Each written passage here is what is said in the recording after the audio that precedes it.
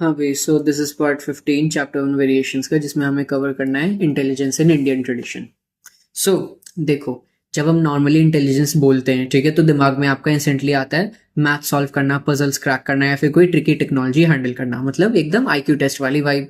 ये mostly western psychology का नजरिया है, जिसमें इंटेलिजेंस को एक ही चीज से नापते हैं, जिससे कॉग्निटिव एबिलिटीज, मतलब तुम कितनी जल्दी समझ पाते हो या प्रॉब्लम्स को सॉल्व करते हो।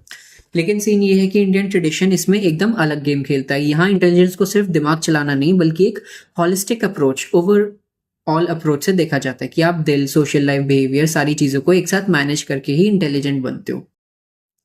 इंडिया में आपका मतलब होता है इंटीग्रल इंटेलिजेंस, जिसमें तुम अपने दिमाग तक लिमिटेड नहीं हो, बल्कि तुम्हारी कनेक्टिविटी अपने आसपास के लोगों, समाज से और पूरे एनवायरनमेंट से होती है। मतलब अगर तुम एग्जाम में टॉपर हो बट अपने फ्रेंड्स की फीलिंग्स को कदर नहीं कर रहे हो, तुम एनवायरनमेंट को हार्म कर रहे हो, तो इंडियन पर्सपेक्टिव में तुम्हें ट्रूली इंटेलिजेंट नहीं बोला जाएगा।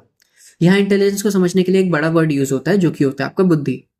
बुद्धि का मतलब ये नहीं होता सिर्फ ब्रेन पावर, ठीक है। ये एक बड़ा और डीप कॉन्सेप्ट है, जो तुम्हारे अंदर के अलग अलग कंपोनेंट्स को इंटीग्रेट करता है। जेपी दास ने इसको डिटेल में समझाया है। उनके हिसाब से बुद्धि में सिर्फ नॉलेज और अंडरस्टैंडिंग ही नहीं आती, बल्कि तुम्हारा मेंटल एफर्ट, डिटर्मिनेशन, फीलिंग्स और तुम्हारे पर्सनल ओपिनियंस भी आते हैं। मतलब तुम कितने डिटर्मिन्ड हो अपना काम पूरा करने में, ठीक है। तुम अपने इमोशंस को कितना समझ पाते हो, और तुम अपने अंदर की इच्छाओं, कॉन्शियंस को कितना फॉलो करते हो, ये सब बुद्धि का पार्ट है। सो ये काइंड ऑफ इंक्लूसिव कॉन्सेप्ट है। वेस्टर्न इंटेलिजेंस तुम्हें सिर्फ एक थिंकिंग मशीन की तरह देखती है, बट इंडियन इंटेलिजेंस तुम्हें एक होलसम इंसान बनाती है। इसके भी आपके ऑब्वियसली अलग अलग फैसेट्स होते हैं, जो इंडियन ट्रेडिशन ने हाईलाइट किए हैं। पहला है कॉग्निटिव कैपेसिटी, मतलब तुम कॉन्टेक्स्ट को समझ पाते हो, डिस्क्रिमिनेट कर पाते हो राइट और रॉन्ग में, प्रॉब्लम सॉल्व कर पाते हो, और सबसे जरूरी तुम्हारी कम्युनिकेशन क्लियर है। मतलब सिर्फ मैथ सॉल्व करने से इंटेलिजेंस नहीं होता, बल्कि किसी सिचुएशन को समझना और इफेक्टिवली अपना पॉइंट रखना भी इंटेलिजेंस है।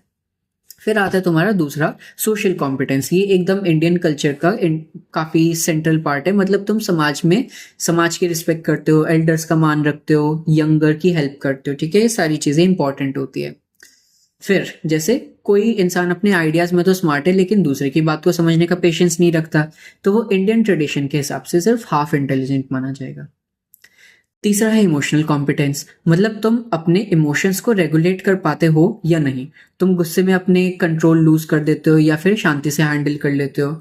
तुम कितने ऑनेस्ट हो, तुम्हारा कंडक्ट कितना पॉलिश्ड है, और तुम अपनी गलतियों को एक्सेप्ट करके सेल्फ एवेल्युएशन कर पाते हो या नहीं।